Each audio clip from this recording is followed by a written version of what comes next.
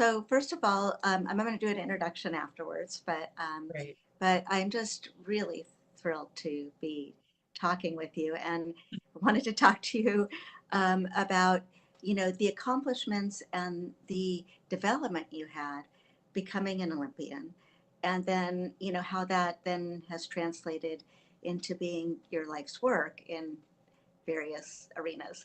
Um, so the first thing I was going to ask you was, how did you get into water polo in the first place? Yeah, so it's really interesting, and it comes to many's surprise that I am the only athlete in my family. So neither my mother or my father were athletes, nor my two older brothers. And I came out of the womb and I was moving 100 miles an hour. And my mom thought, what are we going to do with this kid that has so much energy? And we had a neighbor down the street that knew our family and knew that I was a kid that moved at a high speed with a lot of energy and a lot of intensity. And he had asked if, my mom wanted to bring us kids over to use the pool and swim over the summer.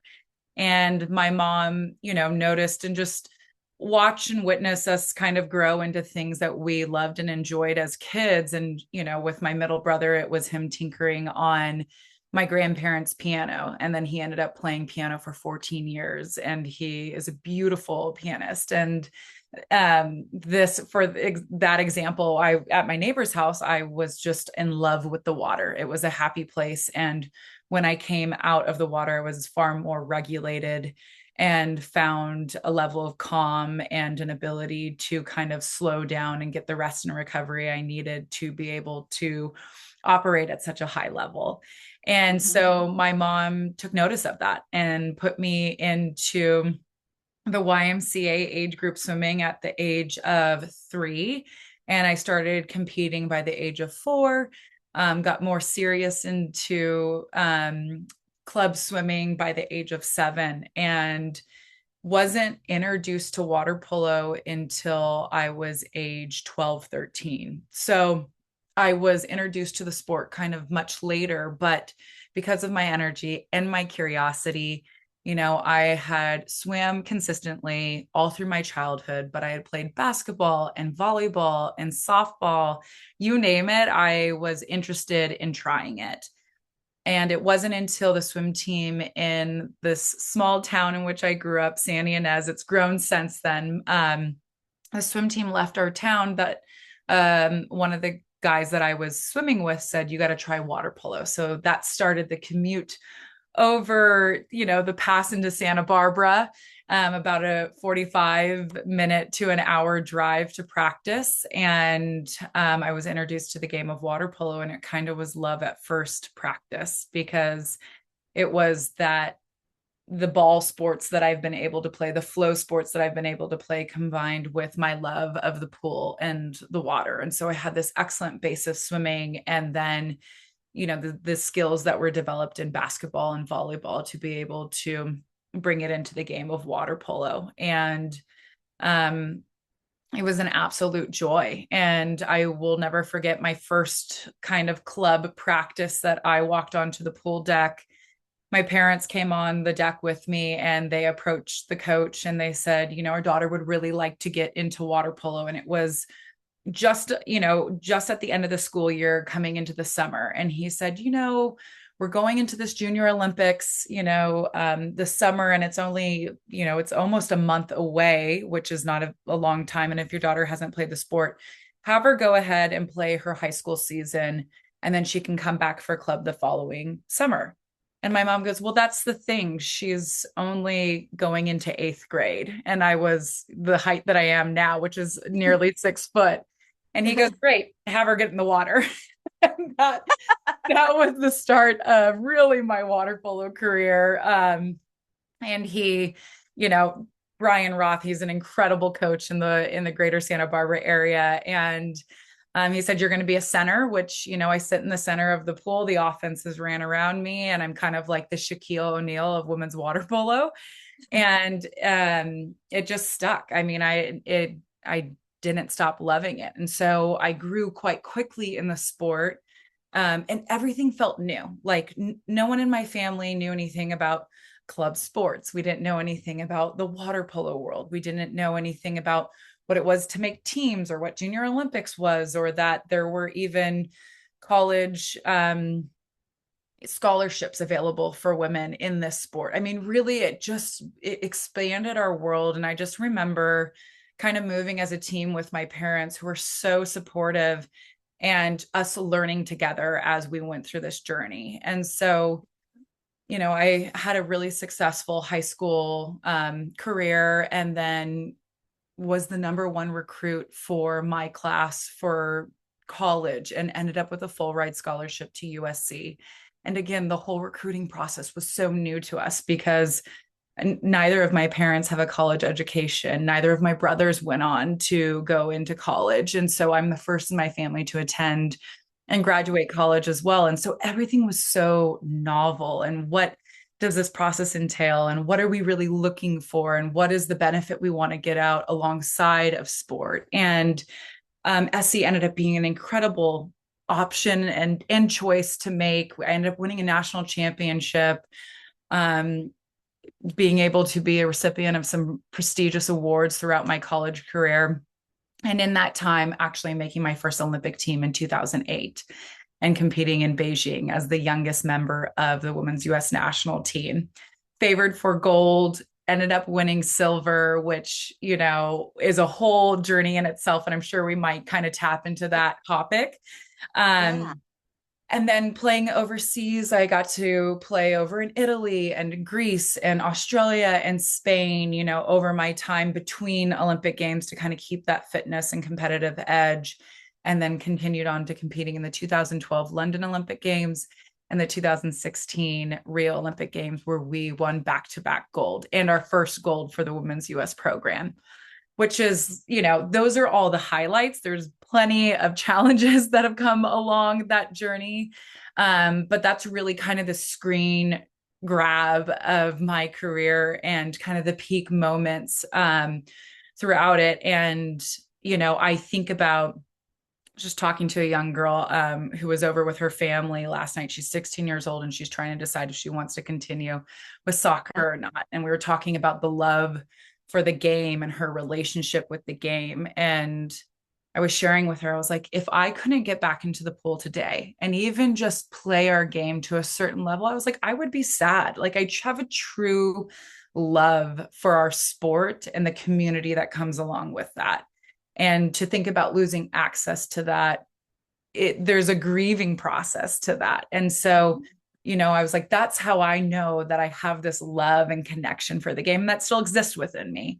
So, water polo has given so much in so many ways. And yeah, it's been a joy and an honor to be on this journey. Right. So you had the innate drive and energy, Mm-hmm. and were able to really devote yourself, first to the swimming, which, made, built some of your confidence and abilities in the water. But then you really, these other sports that you played, it seems like contributed to that team sport part of it, the ball and the flow. But there's also that part of, a swimming race you're doing pretty much as an individual. Whereas water polo, it's a team effort. Absolutely. And I think one thing to add is that I have learning differences. So I had ADD, or I have ADD and dyslexia. And so really that confidence component in sports for me was critical in how I developed. I think, the classroom really felt like a war zone at times. It was really challenging. It was a level of vulnerability as a child that really impacted my confidence. And so to be able to go from an environment within school that felt so challenging, and experiencing failure over like consistent and continuous failure, to then be able to go to the pool and experience success, and actually experience success beyond kids who were the same age as me, because I had this I was born with this size and this strength. And then I don't know, yeah, I was given the God-given talent of being a fish. And so it was really a joy for me. And it really ended up being this outlet and safe place where I could be loud and I could be wild, but I could also be structured and have a certain level of focus and experience the Atta girls that I was missing in the classroom. And there was an ease, even though I was a learner and growing in the sport, there was an ease to it that wasn't something that came so, willingly in the classroom. And so there was really, it allowed for a really great balance in that in my younger age. Right. So it really, you could focus on the water polo. That caught your attention. Mm-hmm. And that was more, and you're also able to be physical at the same time and move and, like you said, make noise. And it's all part of it. Whereas in a classroom, they're asking you not to do any of those things. You're supposed to sit still and be quiet. And that's hard, I think, for a lot of people, but especially somebody with ADHD, and, all that energy to try to contain all that was sort of like shrinking yourself, where was being yourself, it seems like, in that Absolutely. situation, Yeah, and getting absolutely. rewarded for it. Yes. And I think even too, like experiencing the learning differences in the classroom was othering in a way that was like very isolating versus, being a part of team sport and having the advantage or success with the game and having people kind of be more drawn to you because of your skill level and enjoying that community and the interest of others to want to invest in building a relationship or connection within a team setting versus in the classroom where you're struggling or needing certain aid to level the playing field in the classroom that kind of is not so cool at that time as a kid, which now I'm like, I take full ownership of it. I'm like, hello, I will raise a hand, I need help, thank you. you know Yeah, no, so that's great, but that's hard to do as a kid. And like you said, that sense of connection, Mhm. is really, seems like it was a big part of it for you. I know one of the things you've said in the past is that, it wasn't even just playing for the coaches, it was playing for the other girls in the pool, that your other women in the pool, you were working together, and that was a big piece of it to you. And it seems like as you had all those experiences, starting at a very young age at the Olympics, but then these further experiences, that you became more and more of a mentor to the other women that you were playing with. Absolutely. And I think that, it's the earned experience of, your the first games that I competed in, I was the youngest. My eyes were wide. I was like a deer in the headlights, right? And I was really only had the awareness of self and what was my role, what was my job. And, I think everything was so new that is where my awareness was just a self-awareness. Mm-hmm. And then by my second Olympic Games and having that repetition to have experienced what to expect and what were the standards, and we had a new coach at the time, so things were a little bit different, but my awareness started to broaden, and now I had the awareness of self and awareness of others, and was able to then be a more contributing, teammate in that process. And then by the third, I really was able to have that awareness of self, other, and the whole, and be able to feel the entire system of the team and understand where the gaps were, where the breakdowns were, and, really have a great pulse on how each of my teammates were feeling, because I was not so much in that survival mode of just like, how do I put one foot in front of the other in this new Yeah. process? But actually, I could lift my head and be able to kind of scan and feel throughout that system of what was needed and help guide and give and really invest in those relationships throughout the team. And I had that bandwidth to do it at that time, which Right. again wasn't where I was at when I first joined the team, but definitely grew over time to be able to be that resource and that tool for the team. Yeah. Because that's the other thing about the Olympic stage seems to be that the feeling of pressure like when you're talking about that deer in the headlights, first time, all that focus and all that pressure, you know, um, I don't think it always brings out the best in people. I think it's really hard. And I think, we've seen that even in these Olympics that, people have stumbled under that pressure because it's a hard thing to have on your back. Absolutely. I think when I look back at the 2008 Olympic team, we had a coaching staff that was quite tough, tough and all, and the standards were exceptionally high. And I think, what are high standards versus standards? There were standards, but I think there wasn't a culture that had an incredible level of safety to be able to make mistakes and then recover and go at it again. And so I think there was a lot of stiffness. There was a lot of, I think there's a lack of comfortability that I had in moving through that space. And that makes you tight and rigid as an athlete when you really need to be open and expansive and explosive and available and all of those things. And so I think about what that experience was versus having the change of coaching staff going into the 2012 team and having a little bit more ownership in our team culture, and having with that ownership came accountability for our own mistakes and what those looked like. And I remember coming in, and it was the day that we were going to be told if we made the 2012 Olympic team or not. So you come into an office, you are the only athlete, and there's the coaching staff that's sitting, across the desk. And so it's this panel situation, and you walk in and you're holding your breath. And, this would have been my second team that I made. And I had a decent, feeling that I would make the team, but you never know. So I sit down, and the coach at the time, looks across the desk and he goes, "Congratulations, Cami, you've made the Olympic team." And I have my moment. I'm excited. I'm crying. And then I recover. I'm just happy. I'm beaming. And I looked at my coach and I said, "Okay. And I just want to say, I'm going to make mistakes at the Olympic Games." And he was like, "I know." He was just kind of like, "I know you are." And I was like, "I'm trying not to make big ones. I'm just looking to minimize mistakes and not make huge mistakes, but there will be mistakes made." And he's like, "I know, Cami, like, get out of here. Like, go have a day. Congratulations." But just that, it's just interesting. At that time, I was 25 years old. There was enough safety to be able to make mistakes and recover and go at it again, whatever that looked like, or have solutions to the mistakes we made.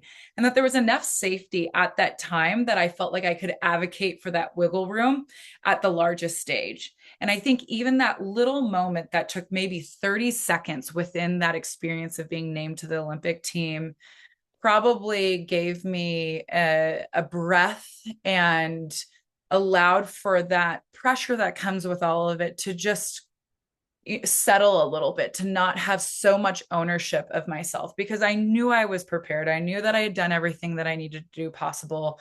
I trusted my teammates. I competed and trained alongside of them. So I trust in their preparation.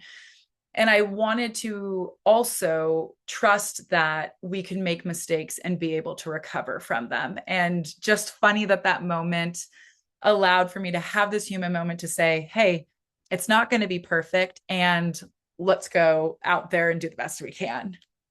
Yeah, but so you mentioned a few things in there that I think are really important that I think you're still using in the work you do now, which is creating safety, where it's okay to make mistakes because people are human and we make mistakes in all areas of life.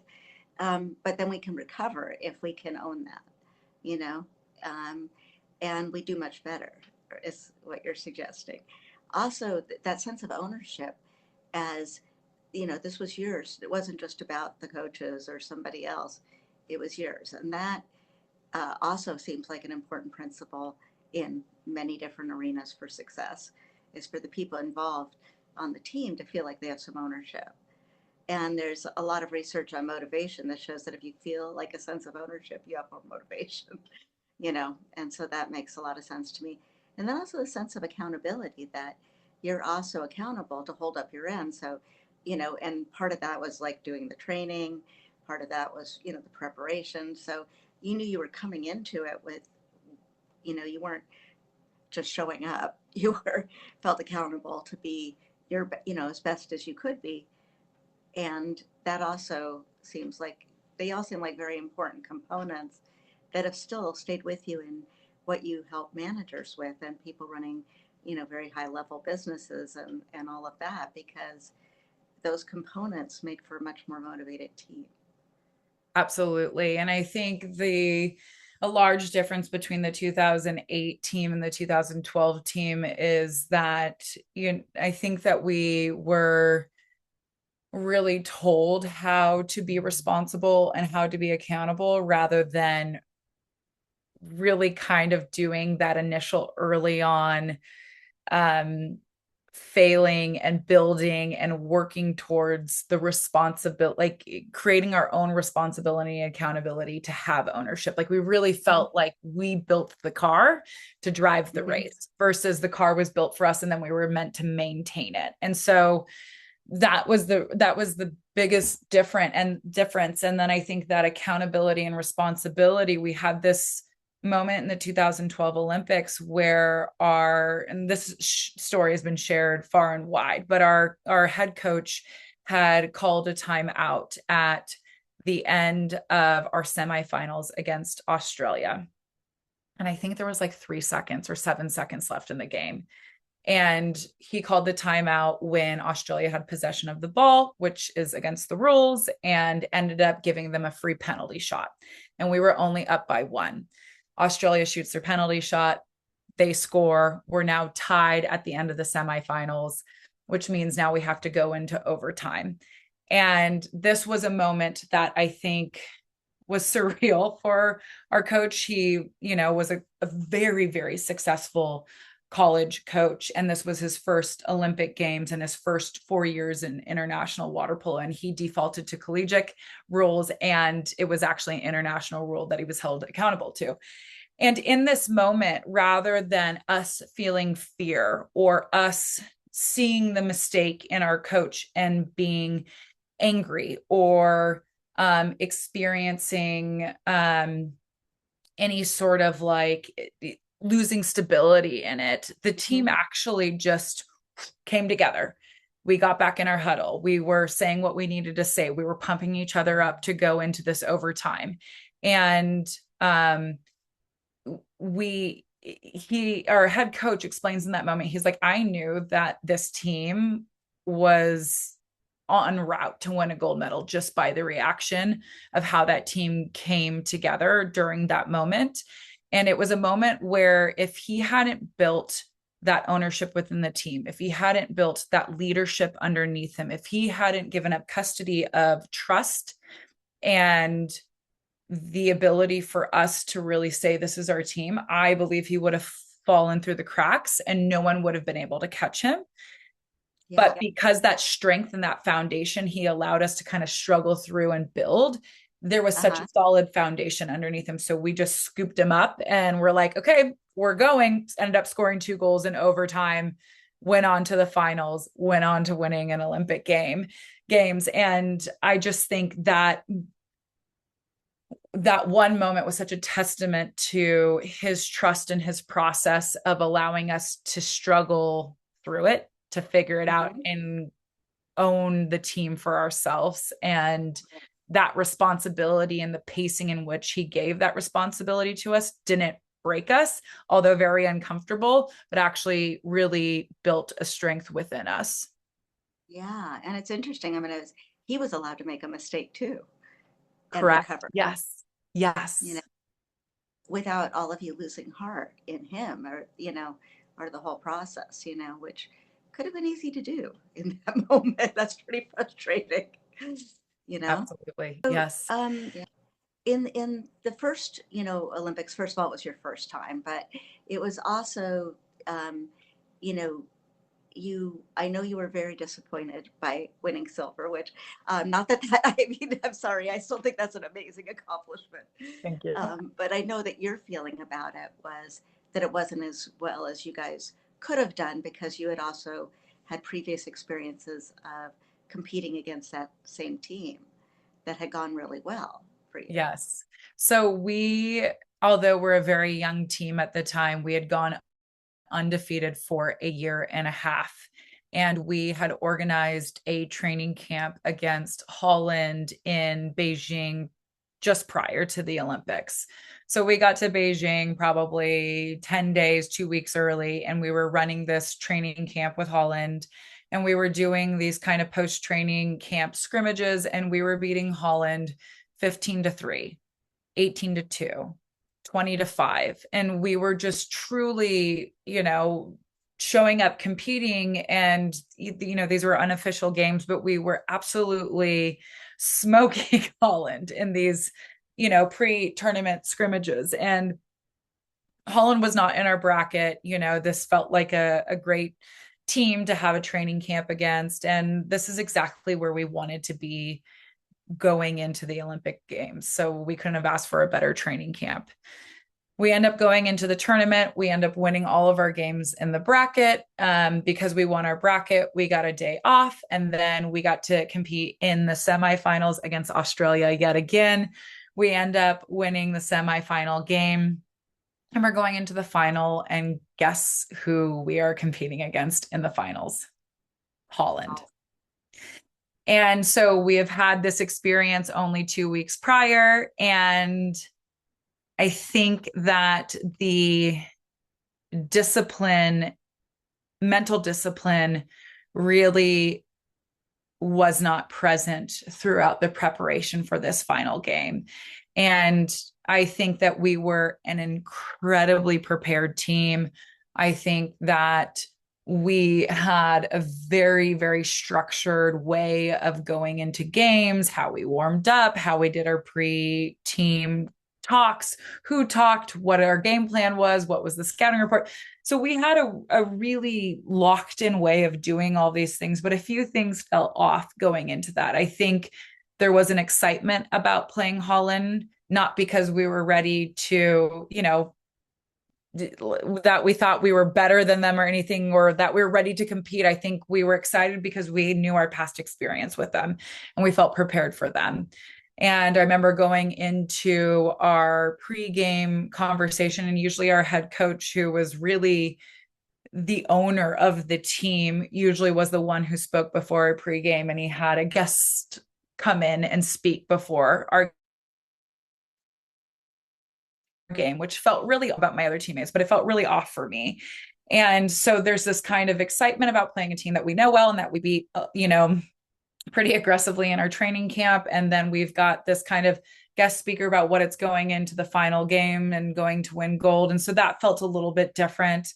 And then we are in the holding room before the game starts, and the third place game before us goes into overtime. And so all of a sudden we've got this awkward 20 minutes that we need to figure out what to do. And we're already warmed up. We're already robed up. We're already ready to go out for announcements.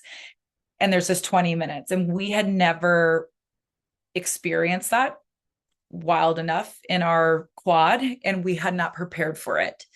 So here's the first moment we don't quite know what to do in this experience leading up to the final game.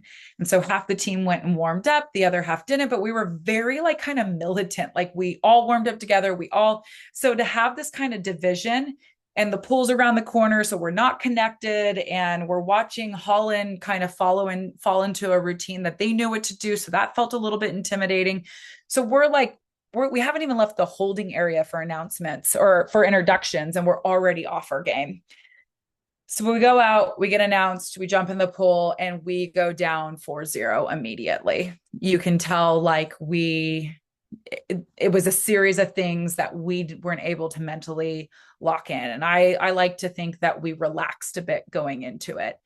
We had, one of the gals on the Holland national team, Dutch national team, she scored 7 goals against us, and no head coach, assistant coach, captain, or any of us were able to raise a hand and bring awareness to that. And so I think it almost felt like it was a complete kind of blackout situation, and we really struggled. And so we really scraped and clawed our way back into that game. And we ended up being down by 1 with 20 seconds left in that game. And at that time, I was the secondary center on the team, which means that we had our primary. She typically did the end of game situations, the after goal plays. Like, she was the go-to. And I will never forget, my coach had said, Cami, you're in for these last 20 seconds. And like, I hadn't run through any of that stuff because I was the backup at the time. Right. And so we go in our last 20 seconds and the ball goes in to me. I kick the ball out to a teammate. My teammate catches it and shoots on cage, and she hits the crossbar. And so it hits the bar and lands on the water right in front of a teammate who was driving towards the cage. So our teammate scoops the ball up, shoots on cage. The goalie blocks it, falls right back in front of her. She scoops the ball up and shoots it one more time. It's blocked again, and the final buzzer rings. So we had 3 opportunities on cage to get the ball in, and we couldn't get there. And, you know, it was a long journey to close that gap. And those last 20 seconds, it was an amazing effort. And that final buzzer rang, and I can still remember what it's the sound my body made when that buzzer rang. It sounded like I could hear all of the air leave my body. It was like a horse had like kicked me in the stomach.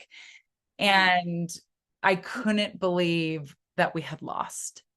And I remember crying all the way across the pool. I knew that I was responsible for not only my dreams, but my teammates' dreams. And, you know, it was an incredibly hard loss because I think that we failed our preparation. You know, we struggled to hold our mental discipline during the most important moment. I think that there was a level of relaxing. I think there was a level of doing things differently because we finally arrived to the big game. And I'm like, that is exactly when you're not supposed to do things differently, right? And, you know, I think it was really hard on that group. It was really hard on our coaching staff. It was really hard on that team. And it was interesting. There was 7 of us that returned to the 2012 team. And one of the things our sports psych did was have us rewatch that final game. And collectively, none of us had watched it.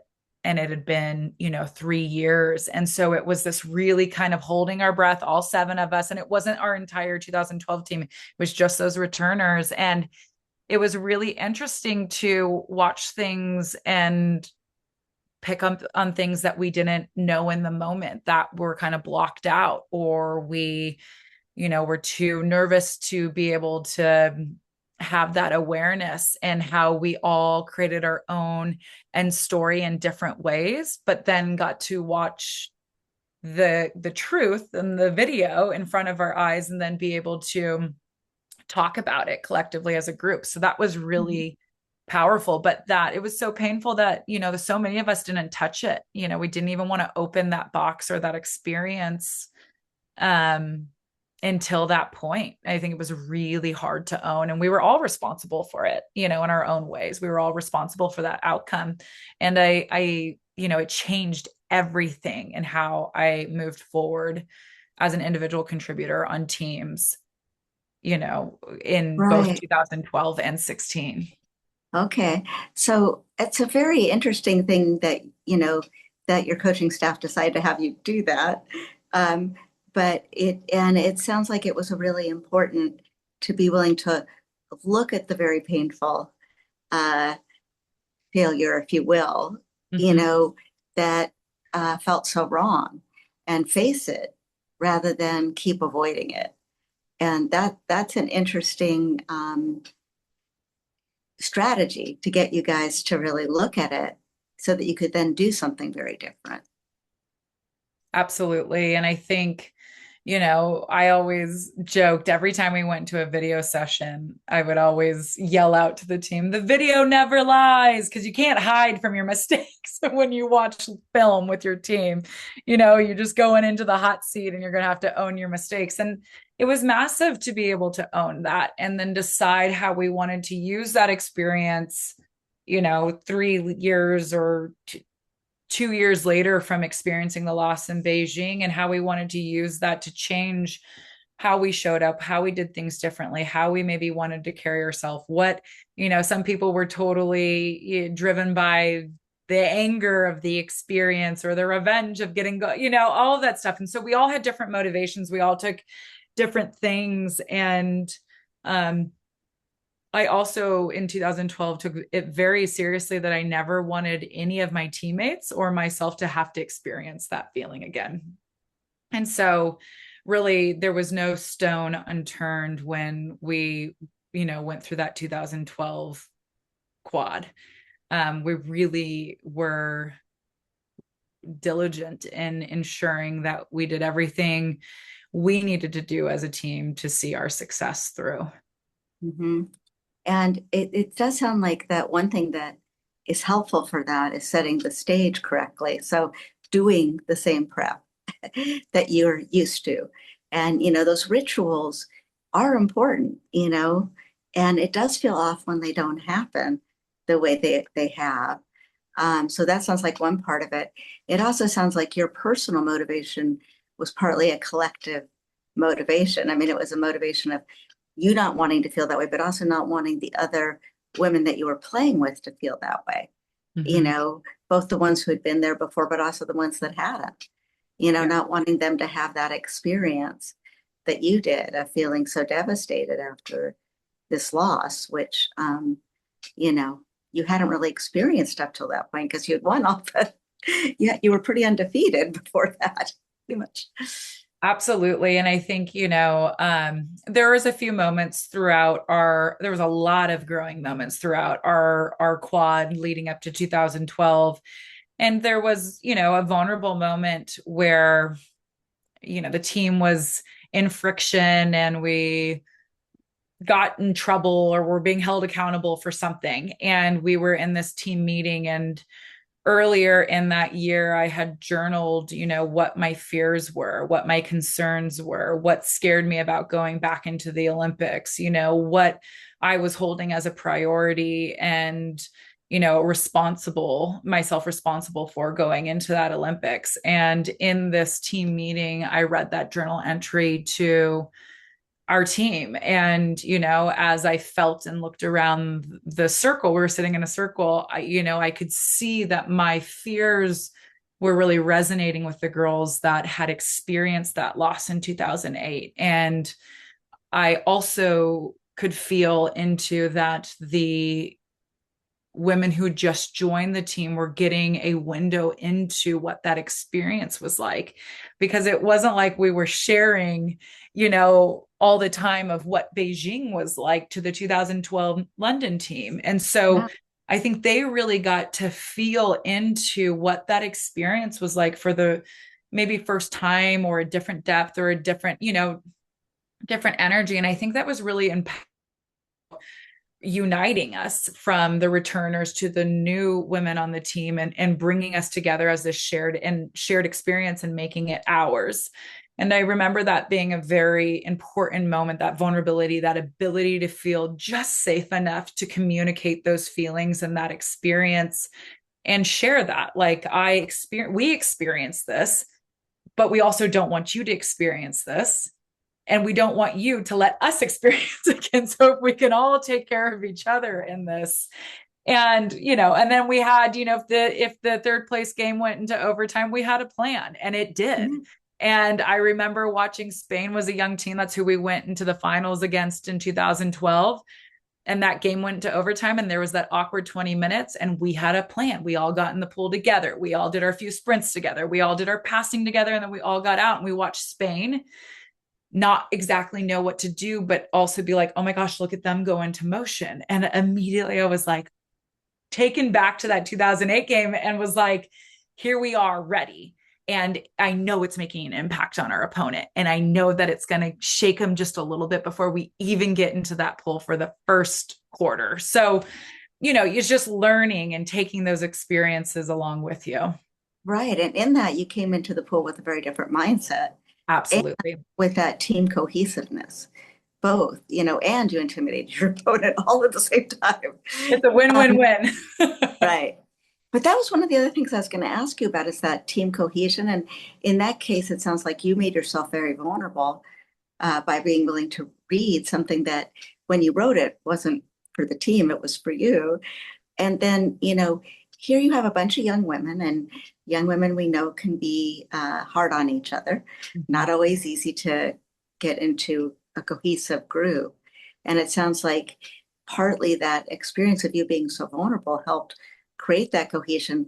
You know, I wonder if there was other things that helped create that cohesion in your team that, you don't always get, especially with competitors and wanting to blame one person or another, or Mhm. I mean, the kinds of things that can happen on a team when things go wrong.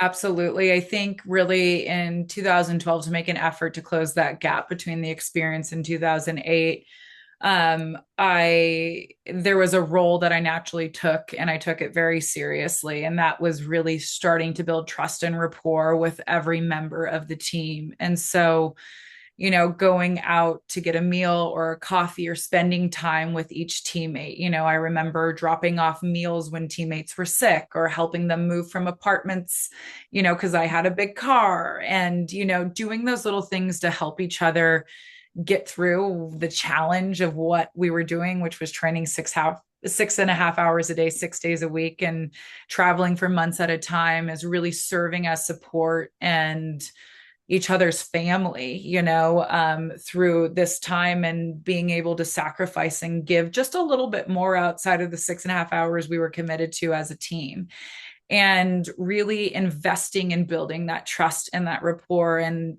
I know that I had teammates that were not like the biggest fans of me, but really finding ways to still build respect and trust, which then the result was a level of love because of our ability to find our way to have those connection points. And Hmm. so, was I best friends with everyone? Absolutely not. Did everybody know that I would have their back and be able to and show up for them in some capacity, whether it was in the pool or outside of the pool? I believe that my team trusted that they could and that I would. And that's really important when you are playing in a team sport where you kind of have to put yourself on the line sometimes. And sometimes you have to be the one to make the mistake to cover another teammate's mistake. And so trust and rapport was incredibly important. And even if I could not reach a teammate, or a teammate wasn't, interested in being reachable, who were their trusted allies? Who were the people that they connected to? Who could I use as a bridge to help drive the right information or influence to help strengthen that culture at the time? Because I knew what was in my control was influence, impact, and bringing the group together. What was out of my control were the chosen teammates that my coach had the final say in. And so, and I knew that all 13 of those women, all 13 of us had to get to the top of the podium. You couldn't say, okay, I like these 10, these two are struggling to find, their flow and culture, or they're struggling to be good teammates, if we were going to define whatever that was. If there were though, you couldn't have two people off the team. You had to bring everyone forward, and I took that seriously. Is how do we get all 13 of us? And so, it was one small role that I hope was impactful, and I think it was in its own capacity, and I think we all led in our different ways, to our abilities. But that was something that I owned for myself and took very Hmm. seriously. And so when it came time to be vulnerable, I had some really safe relationships across the team that I knew would support me in that share. I had some good trust with my coaching staff. And so, although that emotion was hard to share, there was a level of safety and enough safety in the room to do that. And that was earned through the early human moments outside of the transactional team, training moments that are there. That those human moments are super important to building trust, rapport, and love through the process. Right. And it is love. I mean, it's, because it involved, really listening. It involved really sharing openly. It involved acts of kindness and service, and those are all the things that build love. And I think what you said is so important, that it's not like 11 of you could have gotten there and two not. It had to be the whole group. And if it wasn't the whole group, then the success wouldn't have been there. And it seems like a lot of people in the work world get focused on their own success or the success of part of their team, and the who's with me and who's not with me kind of idea within their own company, which is not doesn't lead to as much success. Um, and it's sometimes the work you put in with those harder to reach people that aren't a natural fit for whatever reason, and you're not getting to choose. If you were getting to choose every one of your teammates, that would have been, nice. But, obviously that's rarely the situation, you know, um, for whatever reason. I mean, in this case, because of the hierarchy, it could be because of, you come into a situation that's already exists to some extent. You don't get to make all the decisions, but you can, where you need to bring in allies and build those connections as much as you can. But all of that sounds like it really did. First of all, it really came together and worked. I mean, you guys did win the gold medal that year, and 4 years later, and that, but it's also a way that really, I think, has principles that are part of what you offer to people today when you're doing your work. Absolutely. And having a level of, I'm going to use the word discipline, but that feels even a little bit sharp, but like, where do you want to put your time, energy, and attention? And if you've got one team member that you are just struggling to understand, you can't really you can't really see why they're not holding the bigger picture or getting into the flow or holding the culture in the way that the team is holding it. You can put all your energy, time, and attention into excluding, making their job harder, trying to highlight where they're going wrong. But at this point, your time, energy, and focus is such valuable real estate, and you don't have a lot of energy to give out when you're training at that level. And so, and at the end of the day, they're going to be a part of the ride. You're going to have to be, traveling across the world, living in small hotel situations, eating every meal together, doing every lifting session together, every swim session together. It's like they're not going anywhere. So you can put your energy in exclusion and ignoring, or you can put it in to inclusion and bringing along and lifting people along with you as you climb as a team. But to leave people behind and block people out is just, would be such a waste of energy and time. Mm-hmm. And the final say is truly to the person who's in the positional power to make that final say. And so being really thoughtful about how you want to impact change, where you want to put your energy.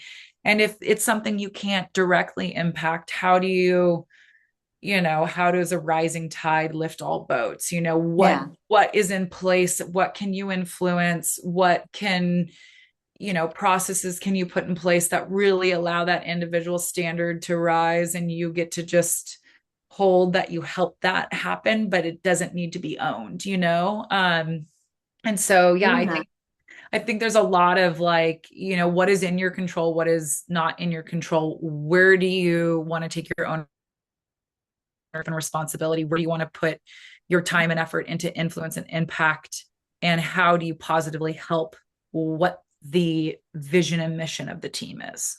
Right. And I think what you said is that negative type of, exclusion and criticism and all that doesn't really work very well. It's a lot of energy, takes just as much energy as the lifting people up and the more love approach. But I think this is a great example of love beats hate, it just does, but it takes the same amount of energy, but you get a much more likely to get your goal, Absolutely. and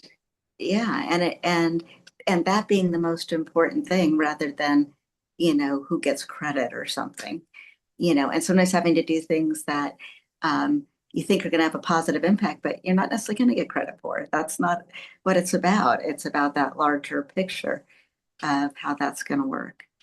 And we all need to have a level of cross-functional collaboration. Like, it has to happen to succeed.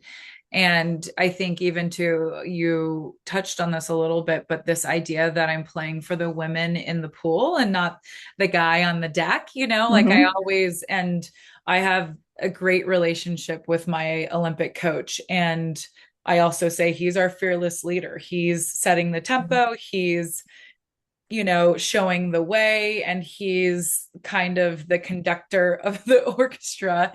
And Right. at the end of the day, he can't jump in the pool and field block, a shot, or, switch off an opponent and, go one on one with a Hungarian, or, I have a teammate who just kicked off me and now I'm down on the counter attack and he can't jump in and cover me. It's literally the girl to the left and right of me. And so to be playing for only my coach's validation or attention or at a girls, is you're missing the whole point. Like, I need to be playing for the women in the pool who will have truly be present in the water with me and have my back in that moment where you're like, oh no, Right. here it Right. comes, who's going to have my back here. And Right. so yes, there's a level of standard and expectation and performance you want to reach to make your boss happy, but at the same time, my energy was really well spent, investing into my teammates, um, because they were the ones that were going to be in the war next to me. Um, and that's where the connection really needed to build. Right, right. And like you said, it's not like the coach is going to kid you up to the pool. These were the people who were either going to be there and have your back or weren't. Yes. You know what I mean? And who were going to help you win that game or not, you Yes. know.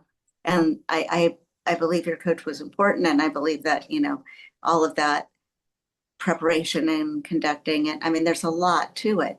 But in that moment, when you're in that game, it's only those people in the pool who can play. Yes. And really, the only people you can hear when you're in front of 12,000, 15,000 people. Like, I don't even know what Adam was saying out on the bench. I was like, what did he say? Like telephone game. So really, it really is your girls in the biggest moments. And so, what is the communication you guys have built together?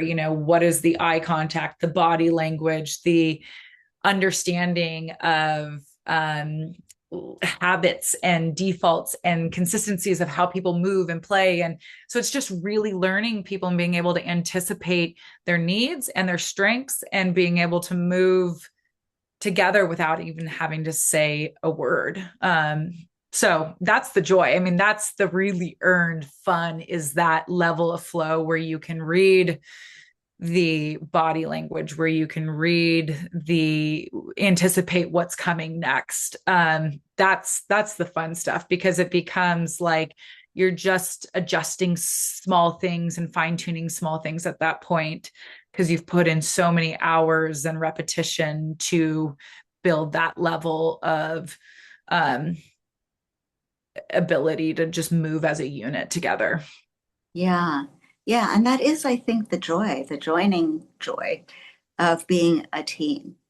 Mm-hmm. Um, it is really that working together in that natural flow, which, like you said, it doesn't just happen. It's a lot of hours of preparation, but it's also over and over again doing it together. But even I think probably the living in a small space, the really knowing one another, in ways that maybe you didn't even want to. Um, Yeah. you know, you have that strong knowing of each other, Yeah. um, and deep knowing of each other.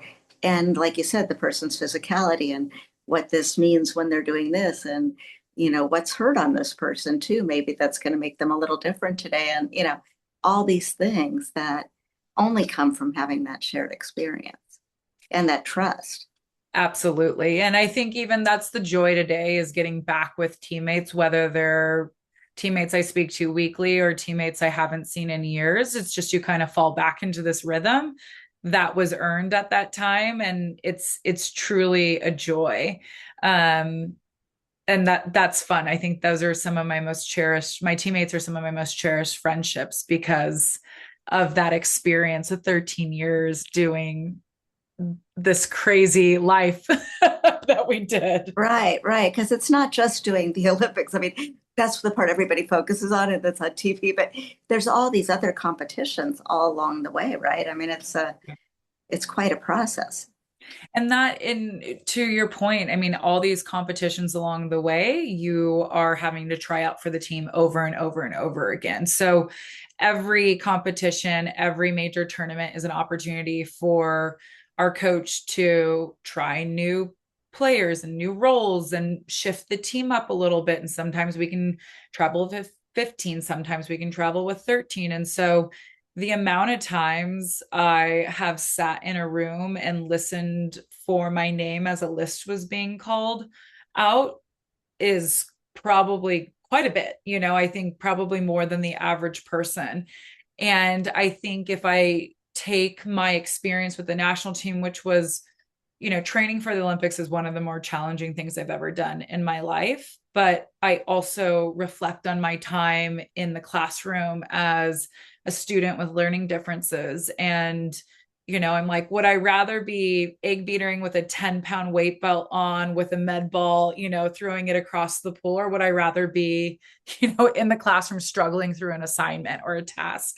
And I just think I built this resilience so young, and it was really hard earned in the classroom. And I built a resilience to be able to say, yes, I failed, but I got to go back and try again. So, like, failing, this experience of failure over and over and over again to then resetting and trying again, it was such a value add to the grind of the Olympic training process and making teams and not making teams and the intensity of that and the hard work of that. I mean, I'm like, I would way rather be in the pool 6.5 hours a day than in a classroom for 6.5 hours. Like, super, both really challenging. One was just a little bit easier for me. So I think having that resilience, although it was tough, it built a certain kind of resilience in me at a young age to be able to apply it to the intensity of what it takes to be disciplined enough and take on the volume of what it took to make these Olympic teams and then compete in the Olympics. Right, what you have to put your body through and your mind through and all of that. And I do think what you said about failure is really important. That, failure teaches us it's not just a negative, which there's such an association of that to people. But I don't think I think it's actually counterproductive to think of it that way. And so what you're saying is that, having some ability to know you can fail and come back and do something better, that's huge. That's resilience right there. Absolutely. And there was a familiarity to failure, and so it didn't feel so scary when it happened. I mean, it's never fun to fail, and I never took it lightly, but it wasn't a novel experience or feeling. And so I didn't feel like I had to put all my pieces back together. I mean, obviously losing in the finals of the 2008 game took some time to put the pieces back together, but we're talking about these kind of smaller, lower risk failures. It was Hmm. really easy for me to kind of bounce back in some ways and lock things in a little bit and get back on the path and then start again, and I just think there was so much training early on to be able to do that and not feel like I would lose my confidence for a whole game or for a whole tournament or for a whole week of training, that I'm like, oh, like I just had a little more grace for myself with mistakes and failures because I often experience that. And I'm like, we won't survive if we're hooked on every single thing that we do wrong. No, and it's part of the human experience, I mean, yes, that loss that gave you silver was a big loss, that was, and not where you wanted to see failure, but you know smaller mistakes are going to happen all the time, and I think so many people are sort of driving towards that kind of perfection thing that, it's such a setup to feel badly because, even if you can pull off on the outside it looking like you're succeeding all the time to others, that's not how it feels ever. You know what I mean? And that's not real exactly. Yeah. Um, to most people's human condition, And I feel like perfection is really, there's no creativity in perfection. There's no ability to pivot in perfection. It's like if you were living in a place of perfection, which I would almost argue was that 2018, when actually something gets thrown in the system that we're not used to, or it's not to the degree of the process or the routine that we set up. I mean, we were all kind of like, what do we do? We didn't have that muscle to be able to react and move in the moment and say, well, this isn't a part of the plan. So how do we make it a part of the plan? We Yeah. just didn't have that muscle. And I think that can be connected to perfection as well. It's, you don't quite have the flexibility to be able to make it through some of the moments that life throws at you and being able to Right. pivot. Yeah, that there's no way to prepare for. And I remember writing a blog about how perfection is overrated, but I really think that. I mean, it's different than having a mindset of really wanting to win and really putting in the effort. And the other part that really strikes me about your journey is that you were willing to put in a lot of effort, that you had a lot of drive, you had a lot of like a work ethic that, I don't think anybody makes it to the Olympics without a work ethic. I don't think you can just have that and so much talent that you end up there. It doesn't quite work like that. You have to have both. I mean, I don't think you do it without talent either, but there is a real work ethic piece of it. And that seems like you had that both for academics and for the sport. Absolutely. And I think, I've had the honor of interviewing quite a bit of elite athletes that have done incredible things that I look at and I'm like, you're crazy, even though knowing what I did. And I find that I ask like, what always brings you back? And I think that that is even an answer that I continue to explore for myself because I'm like, what for 13 years, and that I had a 25-year career, but like for 13 years at the highest level, I came to the same pool, lined up at the same lane on the pool deck, and jumped in twice a day for years, like something that probably would make it at times it did make me insane. And I wonder, I often like, what made me do that? Like what, and I think it's a combination of things, but it's, I think that's an answer that I still will continue to explore throughout my life. I think I truly love the water. I love getting a little bit better each practice. I loved learning a new skill and having that moment where it clicks.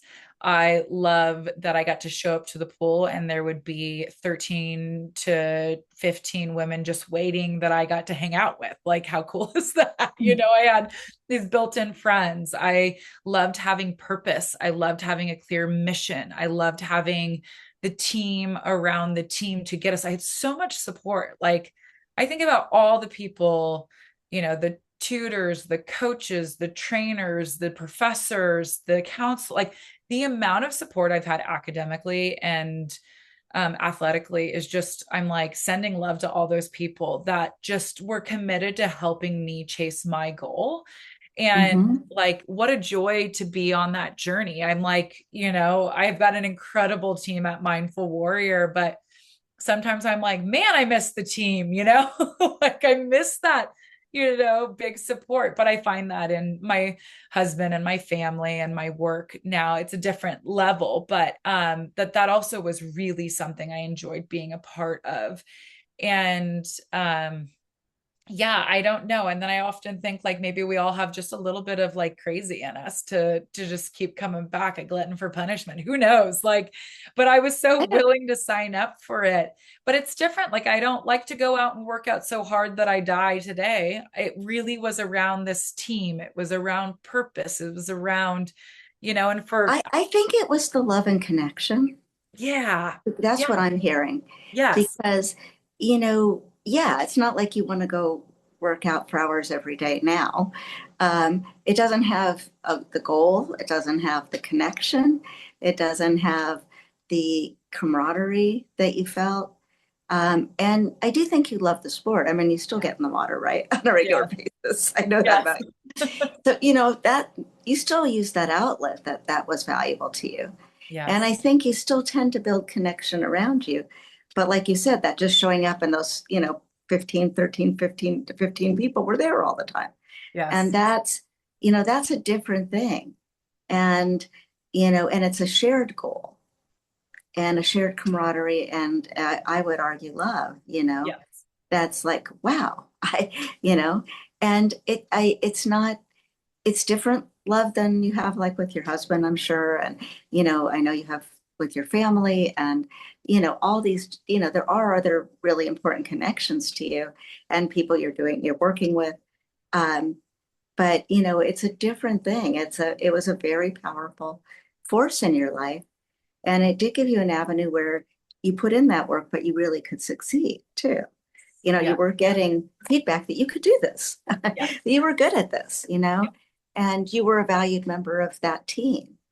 Um, and were, a big part of that success. So that feels really good, But I think it is that connection, the feedback that you're good at it. And it was your choice, you were choosing it quite actively. Like, I mean, Yeah. it wasn't like somebody was forcing you to get up at this hour and be at the pool or making sure that you clocked enough out. Yes, there were coaches and there was structure around it, but you were doing that. Absolutely. And it was such a joy. What a fun season of life. Uh-huh. Yeah. But it sounds like you do stay connected with some of your teammates and Absolutely. and that's still important to you. Yes. You've stayed connected with the water Hmm.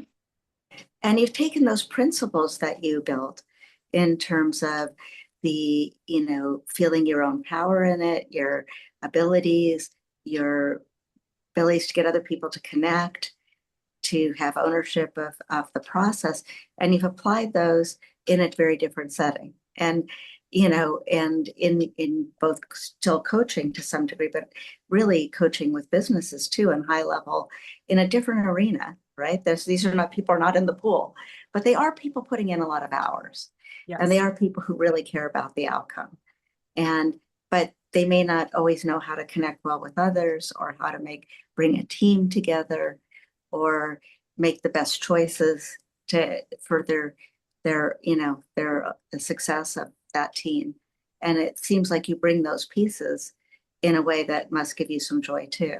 Absolutely. And I think what's really neat about what we do is we'll partner with organizations. And so we get the full system, we get the full team. And I have found such a great joy in having that full team and system to work with rather than just working with an individual that has to go back into a system that you're trying to build health within one node of an entire network, and that's really challenging rather than working with a number of nodes that make up this network. And so there really is a joy for me who's done a lot of one-on-one coaching to now work with this whole kind of system and start to shift and make change within that. And so I love that about what we do in our executive performance coaching firm and the different ways that we provide that with the different services that we have. And we're working with high performers, and it feels like their work is high risk at times. And, they're trying to be excellent at their role, but also bring others along. And it feels there's so many connective points from my Olympic journey and then taking my training and education going into executive coaching. It's just this kind of beautiful melting pot of skills and abilities to help C-suite members bring success to their team and enjoy doing it and be smart about their time, energy, and focus while they're doing it to protect, Mhm. their experience and well-being in the process. Yeah, I think that's so valuable. And like you said, it really is different to work with a team than an individual. And, Yes. that's when you went into a team sport. That was, you learned a lot about teams and how teams work and that sense of connection. And it seems like a lot of what drove you and motivated you were those connections. Absolutely. And Absolutely. now you're helping other people do that in very different setting, but with a lot of the same components, just a very different setting, you know. Appreciate Yes. your time, and I think it's so valuable. And I know that I've been gotten motivation from knowing you and interacting with you, and I think other people will too. So fun being on the other side. Thank you so much for having me on, and send me all the details when it comes out. So I thank you. will. Okay. Definitely. Take care. Okay.